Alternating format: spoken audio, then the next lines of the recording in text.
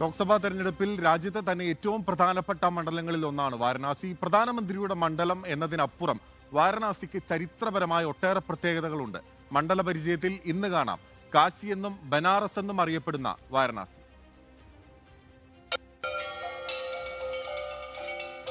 ഗംഗ തഴുകി തലോടിയൊഴുകുന്ന പുണ്യഭൂമിയാണ് വാരണാസി. പട്ടിനും പൈതൃകത്തിനും പേരുകേട്ട മണ്ണ്, ക്ഷേത്രഭൂമി. മണികർണിക ഘട്ടിലേക്ക് മോക്ഷം തേടിയെത്തുന്നത് പതിനായിരങ്ങൾ. ഉത്തരദേശത്തിന്റെ ഹൃദയവും ആത്മാവും ഇവിടെ കുടികൊള്ളുന്നു. കാശി, ബനാറസ്, വാരണാസി, പേരുകൾ പലത്. ഗംഗാതടം ഇന്ന് താമരക്കുമ്പിളിലാണ്. 2014 രാജ്യം ജയിക്കാനെത്തിയ ഗുജറാത്തുകാരൻ അടിത്തറയായി കണ്ട മണ്ണ്.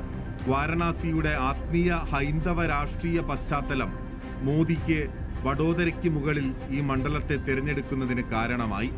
ഗംഗാ മാതാവ് വിളിച്ചു, ഞാൻ വന്നു എന്നാണ് 2014 മത്സരിക്കാനെത്തിയ മോദി പറഞ്ഞത്. 10 വർഷത്തിനിപ്പുറം മോദിക്ക് വാരണാസി നൽകിയ ഊർജത്തിന്റെ അളവ് രാഷ്ട്രീയ നീക്കങ്ങളിൽ വ്യക്തവുമാണ്. 2009 മുതിർന്ന BJP നേതാവ് മുരളി മനോഹർ ജോഷിയായിരുന്നു മണ്ഡലത്തെ പ്രതിനിധീകരിച്ചത്. 2014 വാരണാസിയിലൂടെ വീശിയടിച്ച മോദി കൊടുങ്കാറ്റിൽ ഉത്തർപ്രദേശിലെ 80-ൽ 71 സീറ്റും BJP നേടി. ഡൽഹി മുഖ്യമന്ത്രി അരവിന്ദ് കെജ്രിവാൾ ആയിരുന്നു 2014 വാരണാസിയിൽ മുഖ്യ എതിരാളി. കോൺഗ്രസ് നിർത്തിയ അജയ് റായ് തകർന്നടിഞ്ഞു.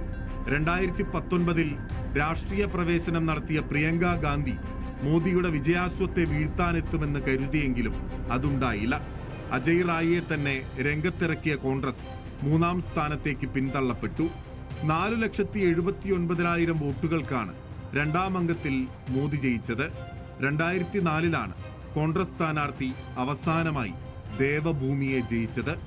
5 നിയമസഭാ മണ്ഡലങ്ങൾ ഉൾപ്പെടുന്ന മണ്ഡലത്തിൽ 4ഇടത്തും BJP MLA-മാരാണ്. റുഹാനിയ മണ്ഡലത്തിൽ NDA സഖ്യകക്ഷിയായ അപ്നാദളും. നരേന്ദ്രമോദി തന്നെയാകും ഇത്തവണയും BJP സ്ഥാനാർത്ഥി എന്നത് ഉറപ്പാണ്. 2ാമതൊരു മണ്ഡലം തെരഞ്ഞെടുത്താലും വാരണാസിയെ ഒഴിവാക്കാനാകില്ല. ഇന്ത്യ മുന്നണിയിൽ സീറ്റ് വീതം വെച്ചപ്പോൾ സമാജ്വാദി പാർട്ടിയോട് വാരണാസി ചോദിച്ചു വാങ്ങിയിട്ടുണ്ട് കോൺഗ്രസ്. എന്നാൽ മോദിക്കൊത്ത എതിരാളിയെ നിർത്തുമോ എന്നതാണ് രാജ്യത്തെ പ്രധാന പ്രതിപക്ഷ പാർട്ടിയോടുള്ള ചോദ്യം.